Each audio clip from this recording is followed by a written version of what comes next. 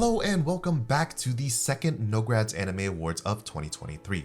Yet another year has passed and I still haven't made a single video, but hopefully I can find some redemption in this one. I can at least make one video a year, right? Anyways, let's do a rundown on how things will work.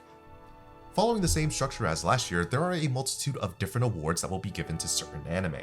Anime series that are eligible for awards must have aired in the year 2023, and I must have at least watched some of the series for the anime to be eligible for an award. But do keep in mind that I have finished or am caught up with the majority of the anime that will be mentioned. For each award, I'll try to spend some time on each nominee before giving my explanation on why I chose the winner of each award. Some awards may have more nominees than others, and some may not have any. This year, there are a total of 23 awards excluding Anime of the Year, which is a whopping 9 more than last year. Like the previous year, after the awards, I'll be counting down and ranking anime until I ultimately reach Anime of the Year. Unlike last year's top 5 countdown, there is no limit to my final countdown this year. Instead, each anime I count down is an anime I believe is worthy of your attention. As you can tell, this is going to be a very long video, so I'll leave timestamps in case you want to skip around. Without any further ado, let's dive straight into NOGRAD's Anime Awards of 2023. Demon Slayer's fourth opening with Melee and Man with a Mission was a collaboration I never thought I needed. Visually, it's the same as always, but the song itself was catchy enough to have me listening to it on Spotify and forgetting just how hard Demon Slayer fell from grace. It was easily the best part of Demon Slayer's Swordsmith Village arc. MAPPA in general has perfected the new shonen anime OP look ever since they blew up with Jujutsu Kaisen. Hell's Paradise and both of Jujutsu Kaisen Season 2's openings all visually have that same MAPPA touch to them. Jujutsu Kaisen Season 2's first opening really hit the mark. Tatsuya Kitani's Where Are Bluets is pretty similar to Season 1's first opening, but its visuals are where it stands out. The use of blue matches the lyrics of the song and gives you that feeling of being carefree back when you were young. On the other hand, the second opening goes in the opposite direction. King Gnu's Specials opens up with a sick guitar line, and I can't get enough of their singer's voice. Instead of the crisp blue of the previous opening, the screen is filled with red to match the much darker Shibuya arc. I love how the opening almost feels like Marvel's Avengers. All of the characters we've seen before stand on opposite sides, preparing for what is essentially a war between humans and curses. I also love how the opening actually changes as the arc progresses. There are subtle differences between the first and last time the opening plays. I'm a sucker for those kinds of Easter eggs, and noticing these changes kind of feels rewarding. Definitely my favorite shonen opening of the year. Zom 100's opening immediately gets your blood flowing and doesn't stop until you've exploded into something like what's on screen. Its upbeat and overall high energy music is nothing new when it comes to anime openings, but this OP is like visual crack. A fun dance choreography paired with super lighthearted and catchy music by Kanabun makes this opening seriously infectious. Both of Vinland Saga's openings were amazing. Anonymous's River in opening 1 really reflects the change in direction from season 1 to 2, and Survive Said the Prophet returns in opening 2 with a sound that's become synonymous with Vinland Saga and visuals to match Thorfinn's rebirth. And bonus points for the 300 reference. Frierin's opening didn't have to go nearly as hard as it did, but of course it did with Yoasobi. The opening is entrancing. That first drop in the song never fails to get me excited for the peak that's to come. I just love that last shot of Frieren split between her two parties, her old on the left and the new on the right, standing in the center of it all, remaining unchanged, but eventually takes a step forward. Of course, we can't talk about Yoasobi without talking about their track Idol for Oshinoko's opening. Using Yoasobi for an opening is just a cheat code at this point. But the craziest thing about this opening is that it sounds nothing like a Yoasobi song. It really feels like the character Ai has come to life and is actually performing it. The song perfectly encapsulates Ai's character and the ongoing themes of the show. The song talks about this genius, godly idol figure who's shrouded in mystery yet captivates the hearts of everyone. She's full of secrets to the point where the line between truth and lie begins to blur. The track matches his theme with an entrancing beat while incorporating these darker tones with what I can only describe as blasts of bass and an ominous choir to go along with it. It gives the song an almost otherworldly feeling to it. I can't tell you just how many times I've listened to this song, and we can't forget the fact that Yoasobi's Idol was the first Japanese song to reach #1 in the Billboard Global Chart excluding the US. However, Oshinoko's Idol is not my pick for opening of the year. The winner for Best OP of the Year goes to Heavenly Delusion. Heavenly Delusion's OP is as perfect as an anime opening can get. It opens softly, boasting beautiful vocals, then busts out the door with the absolute sickest, craziest break, which is backed by even crazier visuals, which is very reminiscent of Tokyo Ghoul's legendary opening. There's so much energy and style imbued in the song and visuals that are unmatched by any opening I've seen this year.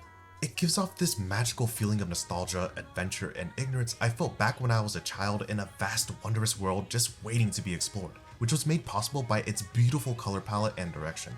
Most of the scenes are backed by a vast blue sky and a shining sun that I felt like I haven't seen since I was a child without responsibility. How long has it been since the sun gave off this warmth and the sunset gave off this beautiful, indescribable feeling? Like I said, there's so much style when it comes to this opening.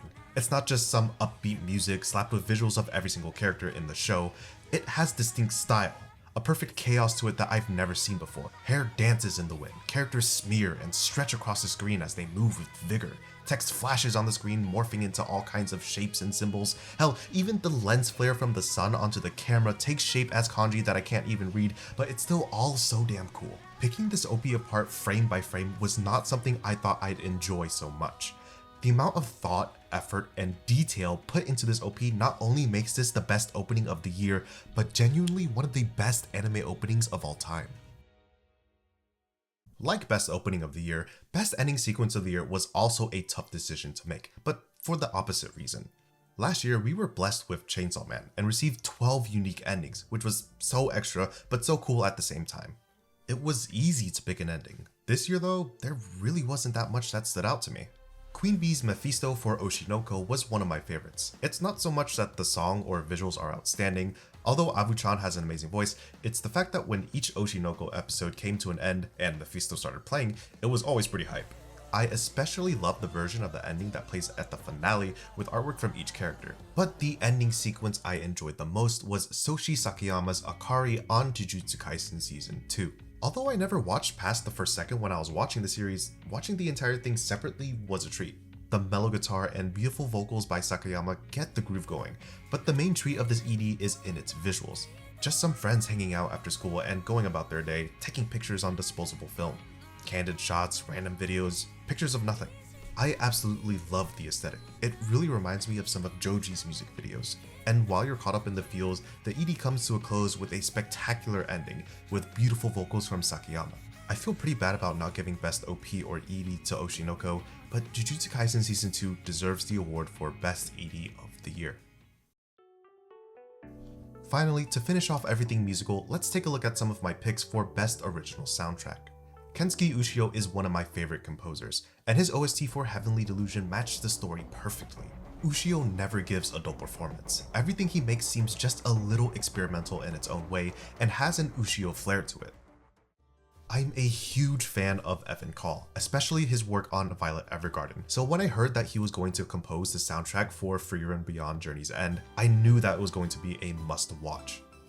Both Frieren and Violet Evergarden have a similar fantastical and emotional feel to them, and Evan Call's soundtrack for Frieren absolutely delivers. Leaning into a little more action and adventure, the sounds produced by Evan Call fit his style perfectly with his iconic strings and leading woodwinds. But Frieren allows for more. Banging drums, entrancing vocals, and other unique instruments enter the scene, leaning more towards the journey aspect of Frieren. I wouldn't want any other person composing for Frieren.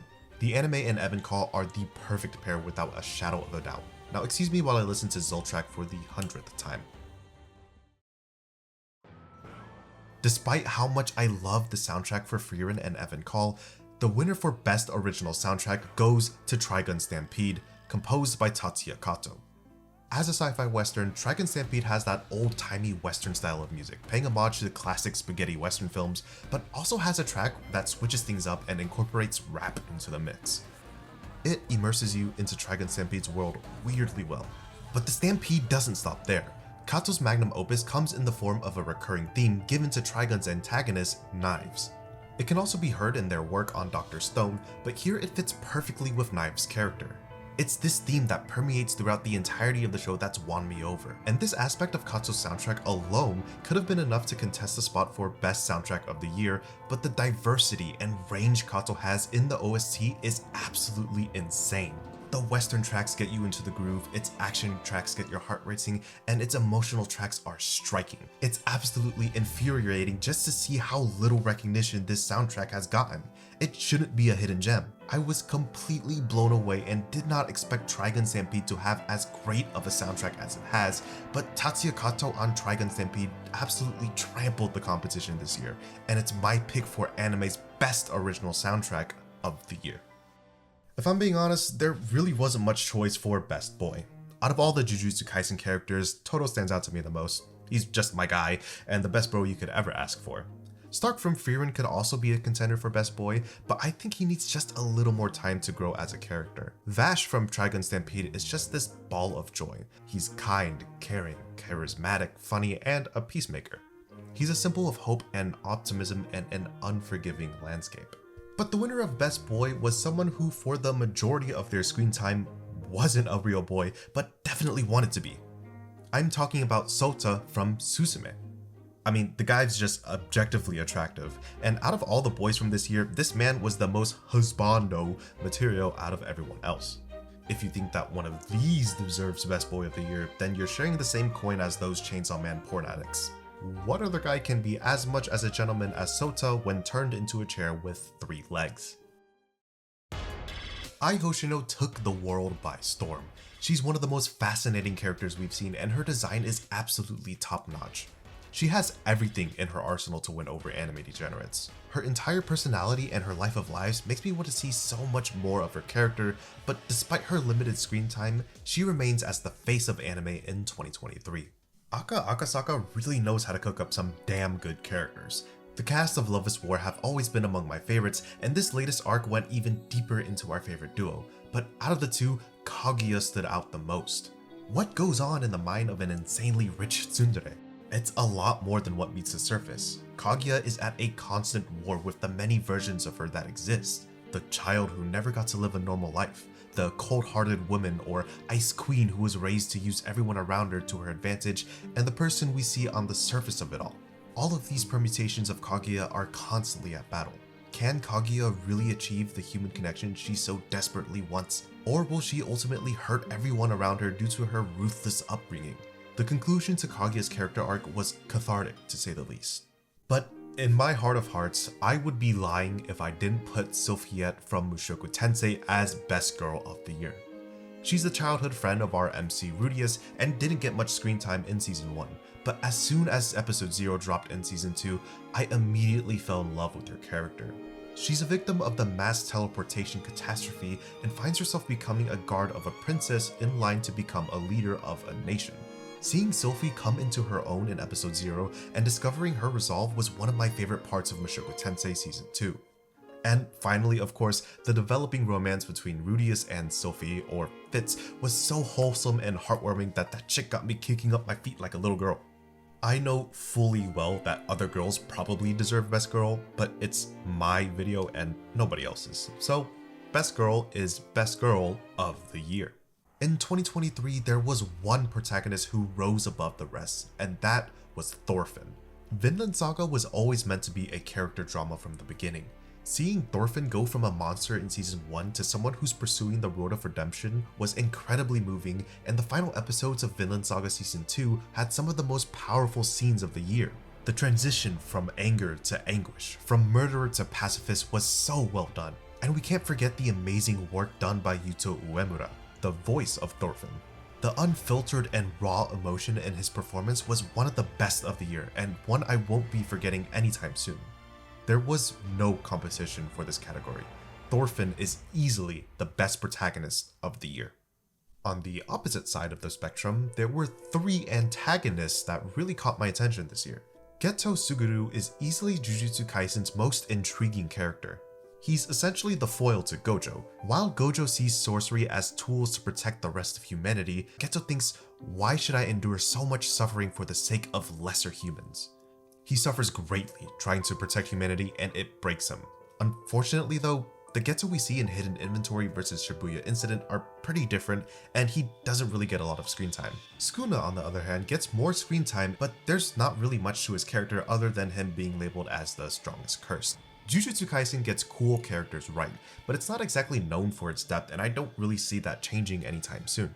My pick for Best Antagonist of the Year goes to someone who's pretty interesting, badass and cool, and also slices and severs. Millions Knives from Trigun Stampede. Literally Vash's evil twin brother. Early on, it's made clear that the both of them aren't really human, and Knives sides against humanity. Knives sees humans as a virus to everything they touch, destroying the natural landscape of every area they interact with.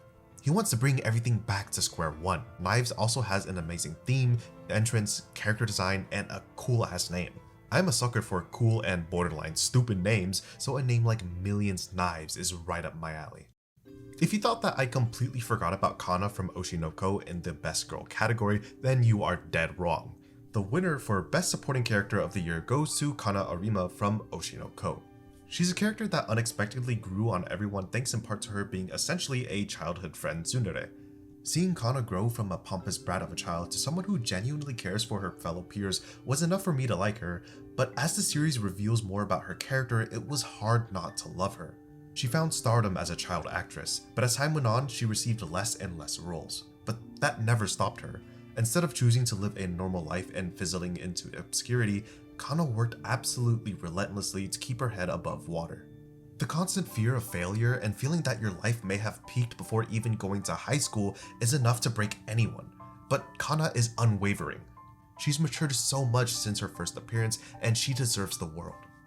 Kana Arima not only is the best character in Oshinoko, but the best supporting character of the year.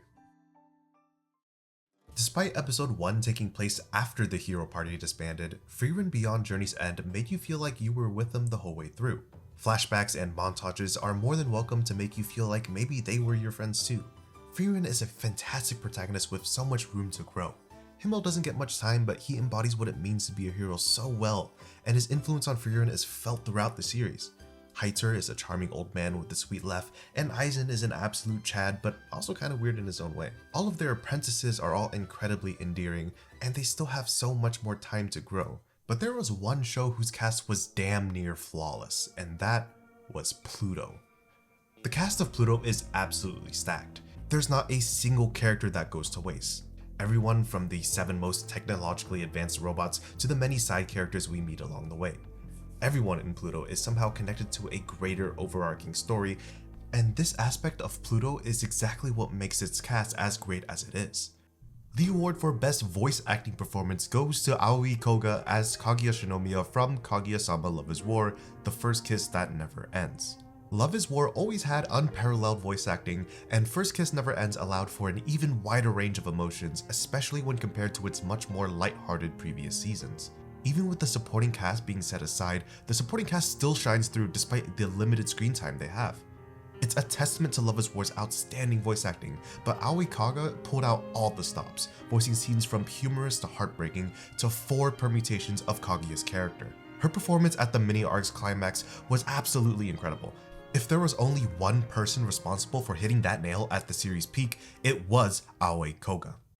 The award for Best Voice Acting in general would have gone to Love is War had the series not focused mainly on the duo. The anime with the best voice acting again came from an anime I was not expecting it to come from, and that was Trigun Stampede. From episode 1, it's immediately apparent just how good everybody is at voice acting, but the 2 that stand out the most have to be Yoshitsugu Matsuoka as Vashta Stampede and Junya Ikeda as Millions Knives. This paired with Trigun's amazing character animation and soundtrack allowed for some of the most expressive and emotional scenes that I was not anticipating to hit as hard as they did. I'll never forget the performance those 2 gave at Trigun Stampede's finale.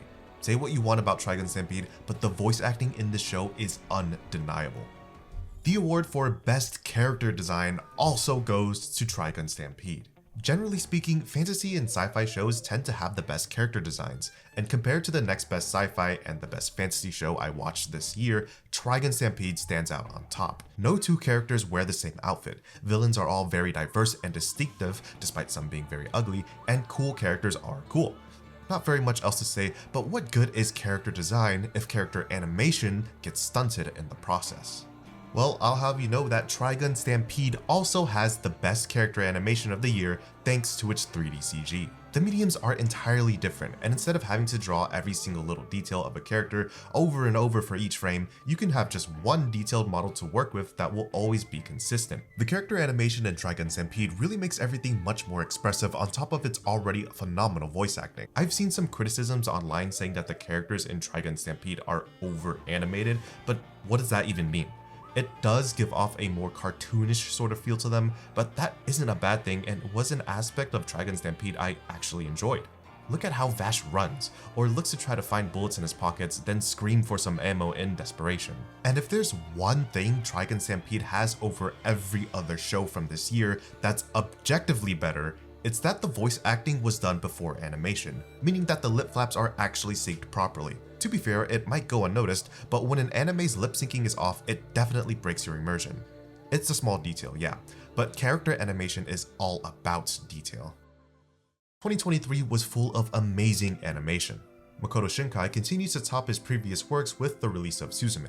Heavenly Delusion also had movie-like production, Fate continued to be Fate with Strange Fake Whispers of Dawn, Mushoku Tensei is finally back, Trigun Stampede even came in to say that 3D CG can work, and MAPPA continued to uphold its notorious reputation by doing MAPPA things. I'm no expert on how things work in the anime industry, but it seems like MAPPA were the worst offenders when it comes to poor working conditions for its animators. I'd like to reiterate that almost all animators are underpaid and overworked, but MAPPA seems to be the biggest culprit here.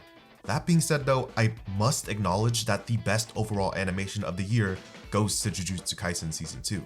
I could go into detail about Jujutsu Kaisen Season 2's spectacular animation, but I'm sure everyone who's seen or even heard of the show knows just how good the animation is, and it's not just in the fight scenes alone. I'm not really sure how to feel about it though. I love that we were able to experience spectacular spectacle, and I fully acknowledge the talent of every animator putting their blood, sweat, and tears into the production of the series. But at what cost did it come? Things were already getting out of hand, but this was the first time animators were going public to criticize the studio they were working for. How bad did things get? There was a point in time where nobody knew if Jujutsu Kaisen Season 2's quality would dip or cease production entirely. I don't know how to feel about it, but hey, the bottom line is that Jujutsu Kaisen Season 2 has the best animation of the year, so congratulations.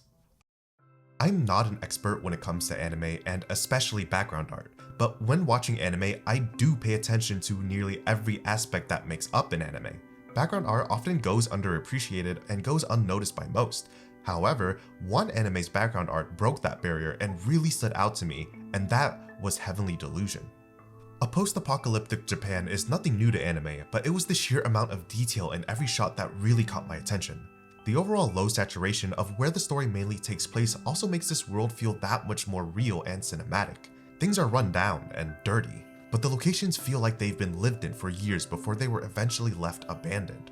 Every frame is absolutely gorgeous. Hopefully next year I'll be able to be a little smarter when it comes to choosing best background art, but for me, Heavenly Delusion's background art stood out to me like no other. Alright, I feel like I've been robbing Frieren of awards, but even if that wasn't the case, Frieren Beyond Journey's End would still have the best direction of the year. Frieren is actually director Keiichiro Saito's second anime he's ever directed.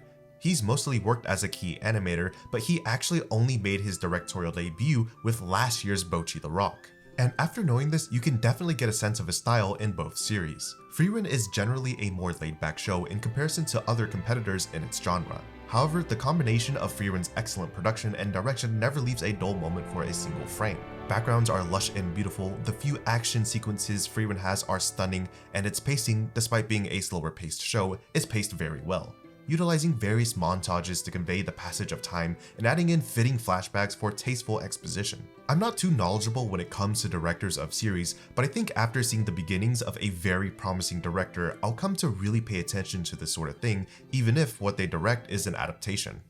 Frieren wins Best Direction of the Year, and I absolutely cannot wait to see what's in store for Keiichiro Saito's career as a director.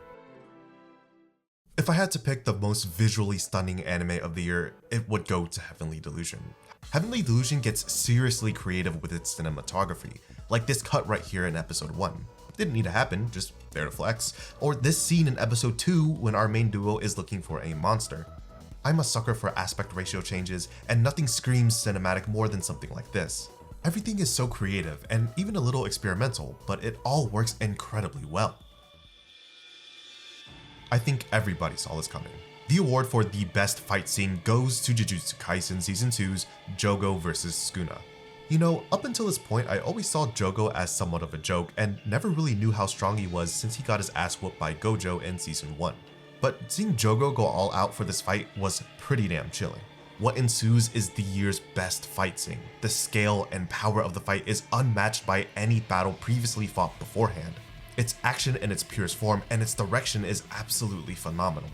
There is so much to love about this fight. How the fight is introduced, making other characters feel completely irrelevant in the presence of two titans, the fantastic dark soundtrack that's reminiscent of Fate's Heaven's Feel fights, Jogo's VA going all out for this scene, Sukuna's pure evil seeping through the frames, the amazing attention to detail to showcase Jogo's heat through things like the thermometer or soda cans on the street boiling before they burst, the brilliant camera angles selling the impact of Sukuna's blows, the homage to Mob Psycho 100, this scene, this shot, Jogo using his maximum output technique, and of course, Sukuna being so badass, Narang. I never get tired of watching it, and it really does feel Mob Psycho-esque. Tsuchigami Itsuki is the episode director and key animator of Jujutsu Kaisen's Best Fight, who, uncoincidentally, was also the episode director and key animator of Mob Psycho 100's Best Fight. Watching the two fights back to back, you can really get a sense of him through his work. How he flawlessly sells the impact of each strike, and how he creatively showcases someone's power through his impressive camera work. If there was any fight that came close to Jogo vs Sukuna this year, they all came from Jujutsu Kaisen Season 2 anyway. The best action sequence of the year sold me on an entire series, and that is Trigun Stampede's one bullet scene in Episode 1. This scene is the definition of cool. Vash refuses to fight. So the chief, for whatever reason, don't think about it too hard, pulls out a rocket launcher and shoots a cluster of missiles into the sky, threatening the destruction of the entire town. Now it's up to Vash to save everybody. And then this happens.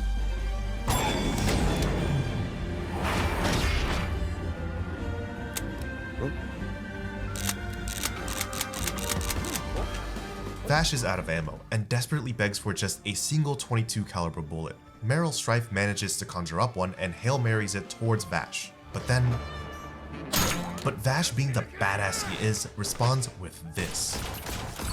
There's only one thing cooler than dodging bullets, and that's dodging bullets point blank. Then of course, in all of Vash's badassery, he shoots just one bullet.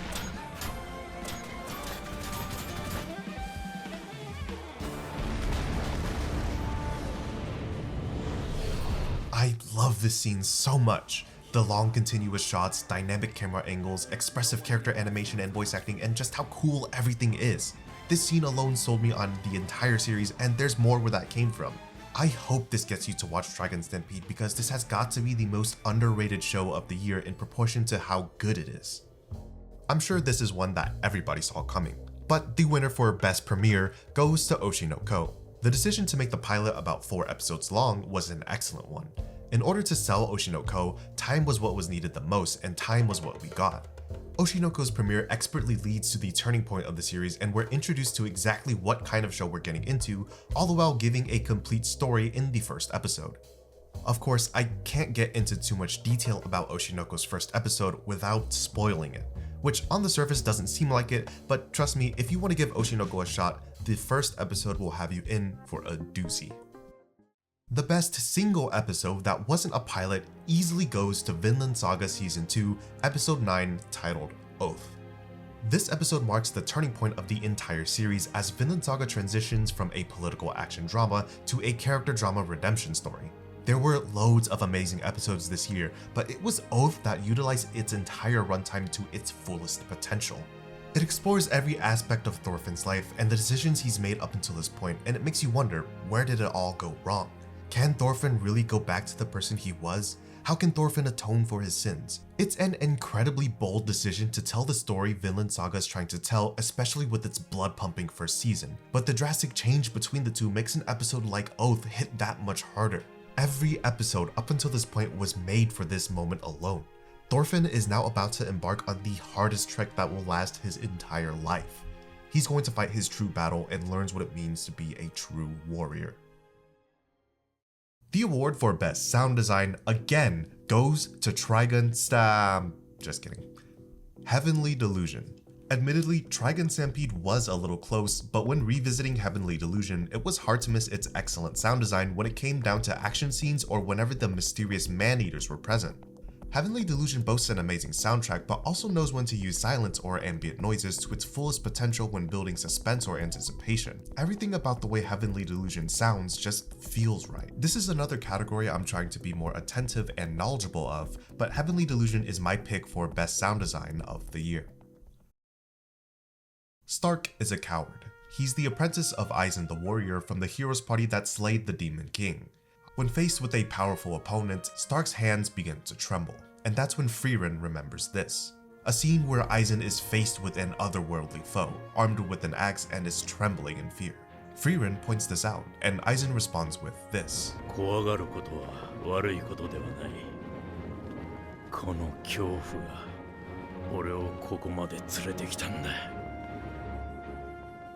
That line is so simple yet so impressively powerful. Stark enters the dragon's range, and it's cautious. What unfolds is an animation feat like no other. A fully animated 2D dragon is absolutely insane. The speed, scale, and weight of the fight is perfect. Stark latches onto the dragon as it tries to throw him off, his clothes thrashing in the wind. Finally, the dragon launches him in the air, but Stark is in the perfect position to land a single blow. There were so many great moments from this year, but it was this moment that I kept coming back to. I loved it, and it's going down as the best moment of the year. Finally, we reach the end of the award ceremony. I'm sure I missed quite a few things, so if you thought there was a series or nominee I missed, please let me know in the comment section. To finish this video is the countdown to anime of the year. Every anime listed is one that's worth watching. Without any further ado, here are the best anime of 2023. Just kidding. Over a decade after its initial anime release, Attack on Titan has finally come to an end, and what better way to end this Goliath of a series than with 2-hour-long specials. Despite Attack on Titan's ending being one of, if not the biggest anime event of the year, I don't really have much to say about its ending other than the fact that I liked it. Sure, there could have been another big plot twist right at the end, but what we got was something more complete and much safer, which is probably the right way to end a series as colossal as Attack on Titan. 10 long years has led to the conclusion of a story that was full of twists and turns backed by a lovable cast of characters, all of whom received a complete ending. The ending of Attack on Titan may not have been the best anime of the year, but put together every season that's led up to this moment and you have an exodia of an anime that'll give every other show this year a run for its money. Attack on Titan will go down as one of the best anime of all time.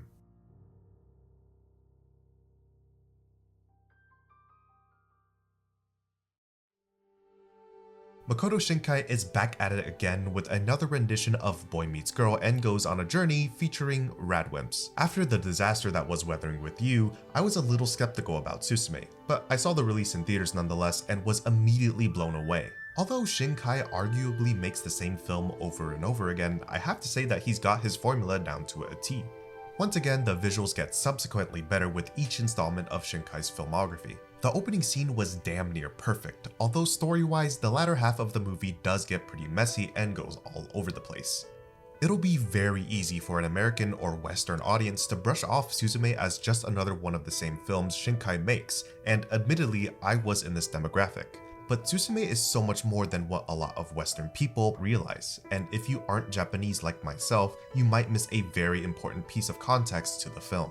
Makoto Shinkai has gone on record to say that Suzume is very much rooted in the 2011 earthquake that hit the Tohoku region. Putting 2 and 2 together after knowing this piece of information, it becomes clear that Suzume is far more important than we initially thought it was. The sources of the catastrophes in the film originate from a place of loss, areas that were once full of life and memories that are left abandoned and forgotten.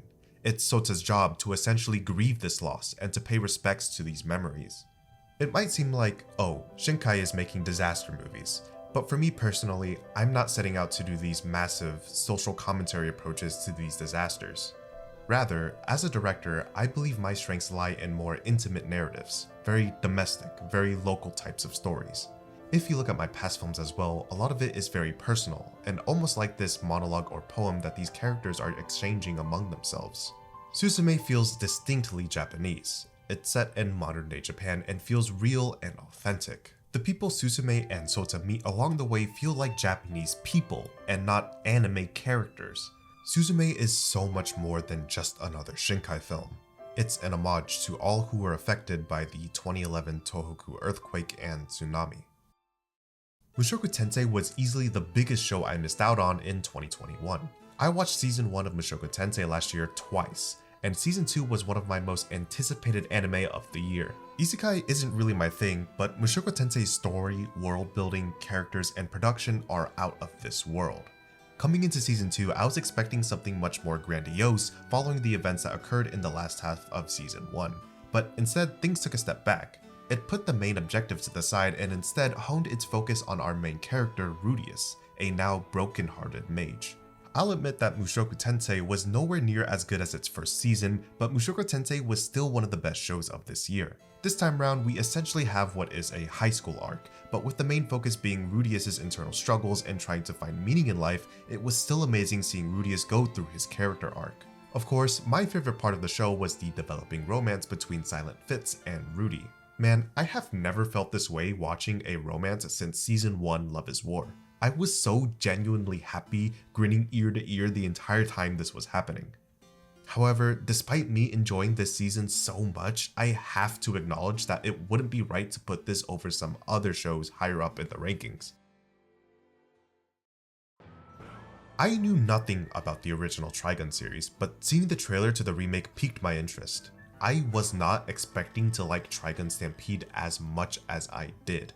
It stayed in my head long after I had finished it, and I'm so disappointed that more people aren't talking about it. A new hallmark in the sci-fi genre is always welcome, especially after we had last year's cyberpunk edgerunners. I can't talk about Trigun Stampede without talking about its CG, and my god does this anime look so good. While it has the look and feel of an anime, not once does it ask you to forget that it's CG. Working in a 3D space means that an actual camera exists, which allows for more dynamic angles and perspectives. The spectacle in Trigun Stampede alone is absolutely insane, and worth enough to give it a watch. I couldn't be happier knowing that Studio Orange is working on a sequel. We are just getting started with Trigun Stampede. It's not very often we get a show like Pluto. Created by Naoki Urasawa, the legendary mangaka behind Monster and 20th Century Boys, Pluto is a mystery sci-fi thriller reimagining of a story from an equally legendary series, Astro Boy. In the technologically advanced world of Pluto, robots have fully integrated themselves into society, having the same rights as humans and coexisting with one another. Our main character, Gajist, is one of the 7 most technologically advanced robots in the world, and is also a detective. He's been tasked to investigate a mysterious string of human and robot murders. The weird thing is that the evidence suggests that the crimes were committed by a robot, and in the world of Pluto, robots are incapable of committing such acts. Every character and point in the story is connected to a far greater puzzle than what initially meets the eye. I absolutely loved the mystery aspect of Pluto, and the show doesn't treat you like you're stupid by any means. It slowly feeds you a little bit of information at a time to digest, so you can speculate and theorize. Seeing these mysteries unfold was one of the most captivating experiences of the year. The show's art direction also has a more Western feel to it, which makes it feel more classic and timeless. It's so different from the seasonal anime we've been getting these past few years, and it's such a breath of fresh air to have a show this good be thrown into the mix. Every aspect a normal person would dislike anime for is non-existent in Pluto, and I love it. I seriously cannot recommend Pluto enough if you're looking for something a little bit different. It consists of 8-hour-long episodes, so it's incredibly bingeable. Do not miss out on this one if you're a fan of something more serious and mature. From the same creator as Love is War comes Oshi no Ko, an idol anime that intends to shed some light in the captivating industry shrouded by mystery, all the while telling a cohesive story with some amazing characters.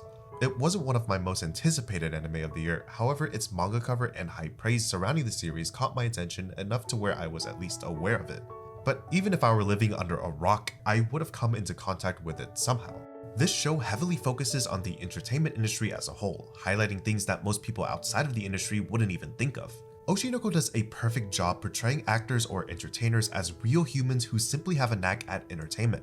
The show acknowledges that these people are wildly talented and scarily smart, but Oshinoko reminds you that there's a human just like you that's behind the curtains. If I'm being honest, I wasn't entirely sold on Oshinoko after its premiere, but after finishing it, it was one of the best anime of the year, and I can't wait to dive deeper into our cast of characters. It's truly a pool of untapped potential, and we're just getting in. My initial impression of Jujutsu Kaisen was not great. I was pretty excited for it to release back when season 1 was announced because of all of the hype surrounding it, but I felt pretty indifferent about the series and dropped it around the 12 episode mark. It really wasn't my thing for quite a few reasons I won't go into now, but the hype surrounding the Shibuya incident arc was loud enough to pique my interest in the series again, so I picked it back up. I kept my expectations low, but I'm glad to say that Season 2 of Jujutsu Kaisen was one of my favorite shows this year. Season 2 has some of the most refined artwork and stunning animation I've seen in a while. It just looks so damn clean. Hidden Inventory was easily my favorite arc in the series, and the Shibuya Incident arc matched it. There's so much happening in each episode to the point where I don't see how anyone could not enjoy the show. I could go on forever about all the things I loved about Season 2, but honestly, I just straight up recommend watching it for yourself, or if anything at all, checking out at least some of the scenes from it. No, Jujutsu Kaisen doesn't have the most gripping story or deepest characters, but it does what it knows best: action. You've got such a wide variety of characters, abilities, styles of fighting, and ways of thinking, and this diversity allows for so many different kinds of entertaining fights. It's easily the best shonen battle series of the year. Kaguya-sama Love is War has been one of my favorite series of all time. The cast is lovable and relatable, the humor is actually funny, the voice acting is fantastic, and the romance is so damn cute. What makes Love is War stand out from the rest of its competitors is that the show has evolved and moved into a different direction, and this mini arc is the peak of the entire series. No more mind games on trying to get each other to confess. These characters have so much more going on with them than what meets the eye. A high school cast of anime characters have never felt closer to being real humans than they do in Love is War. Season 3 was our big payoff, but what came after was something so deeply moving and mature that I was not expecting the series to ever go in this direction, but I'm so glad that it did. The conclusion to First Kiss Never Ends brought me to tears as it deeply resonated with me, and it's series like Love is War that make me fall deeper in love with anime. I watched all of Vinland Saga in 2023, knowing that it was headed in this direction. They're two entirely different shows. Both are great, but I do miss Season 1 a lot. It wasn't until towards the end of the series and after I finished it that I came to enjoy it. In retrospect, if Vinland Saga was just its first season, I think most people probably would have forgotten about it, or it would have remained average, but the second season really makes Vinland Saga stand out from any other show, and I love that it's this way. We were always following Thorfinn, not King Canute, not Askeladd, not anyone else. This story was always about him. The whole I have no enemies trend was probably the most impactful net positive thing that anime has ever done. Vinland Saga genuinely has the ability to change people's lives, and that could not have been done without its second season.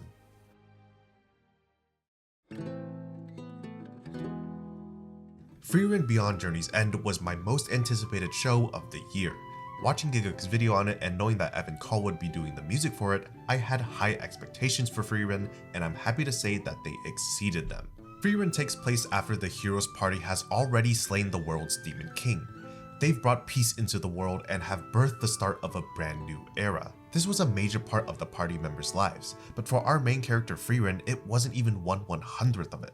They celebrate and say their goodbyes. Frieren decides to spend her free time collecting spells, and in an instant, 50 years pass. Frieren revisits one of her party members, Himmel the hero, who's no longer the young warrior he once was. The person who's slain the Demon King now sits in a rocking chair next to a wood fire and needs a cane to walk.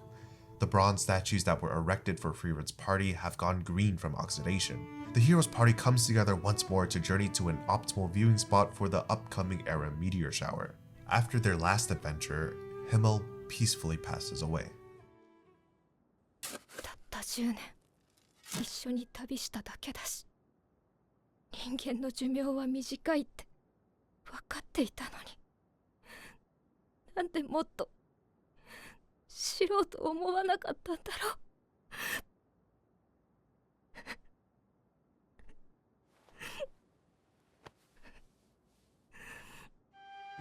After the death of Himmel, Frieren sets off once more, not only to collect more spells, but to come to understand humans a little better. The anime portrays the passage of time through Frieren's perspective flawlessly and shows the influence people have on Frieren beautifully.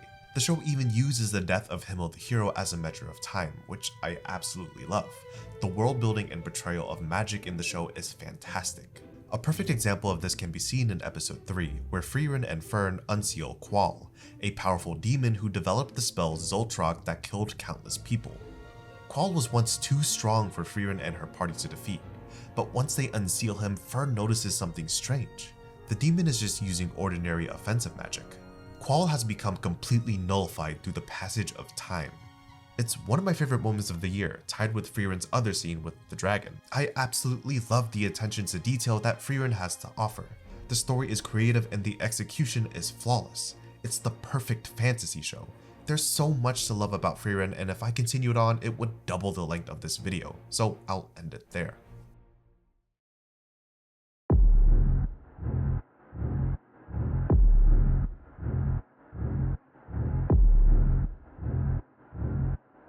I knew absolutely nothing about Heavenly Delusion other than that people were enjoying it, so I went in blind, not knowing that it would become my pick for anime of the year. Heavenly Delusion is divided into two storylines. Maru and Kiruko wander the lands of a post-apocalyptic Japan. It's been 15 years since society has fallen and humanity is scarce. Monsters known as man-eaters inhabit the barren lands and their origin is unknown. The two are in search of a place called Heaven. The other story follows a group of kids in a utopia. They have everything that Maru and Kiruko don't, but they've been raised in captivity and are surrounded by walls. With all mystery shows comes a level of skepticism, as they are generally heavily reliant on their endings, and I can vouch that Heavenly Delusion's ending was brilliant. The mystery aspect of the show would have already been enough to keep me watching, but Heavenly Delusion boasts some of the best production qualities all year. Fantastic character animation, monster animation, dynamic cuts, creative cinematography, stellar voice acting, an amazing soundtrack and sound design, and just everything. It's so different from anything else this year, and I cannot vouch for this series more. I seriously thought that my most anticipated anime of the year, Frieren, would be my number one, but a show I knew literally nothing about came out on top. The more I continued to write the script for this video, the more difficult it was to pick out who came out on top. But with that being said, Heavenly Delusion is my pick for anime of the year. And that concludes my very own anime awards for 2023. I know it isn't perfect, but I'm trying my best. I was only able to watch 15 anime from 2023, and I definitely missed out on a lot of good shows. Still, it was very difficult to rank one show over another, and it constantly kept changing, even right at the end when I chose anime of the year. Aside from that, I just wanted to give a big thank you for watching the video, even if you didn't watch the whole way through and skipped your way to the end. I wanted to make even more content in 2023, but I kept scrapping every single project, even if they were like 80% done. So I'm proud that I was at least able to finish this. I spent over a month writing the script, and the video was really an entire year in the making, so I can't be happier that I made it this far. There's a lot to improve on, and I learned so much from making this video. It's my biggest and most ambitious project to date, and I want to make more stuff like it. So if you liked it in any way, then please consider supporting me by liking and subscribing and interacting in the comment section on what your favorite things were of the year or things I might have missed out on. I hope I can grow into a better content creator, and if you liked what you watched just a tiny bit, then please stay tuned as I continue to perfect my craft. Thank you to the few people who continue to motivate me and push me to actually finish projects and put out content and give me advice. You know exactly who you are. And again, thank you for giving up your time to watch my video. All opinions aside, it means a lot that someone would spend their time watching something I made. I'd like to say that you should expect a video every month, but I really can't promise that, so at the very least, look forward to next year's anime awards if anything else. Thank you so much, and I'll see you sometime.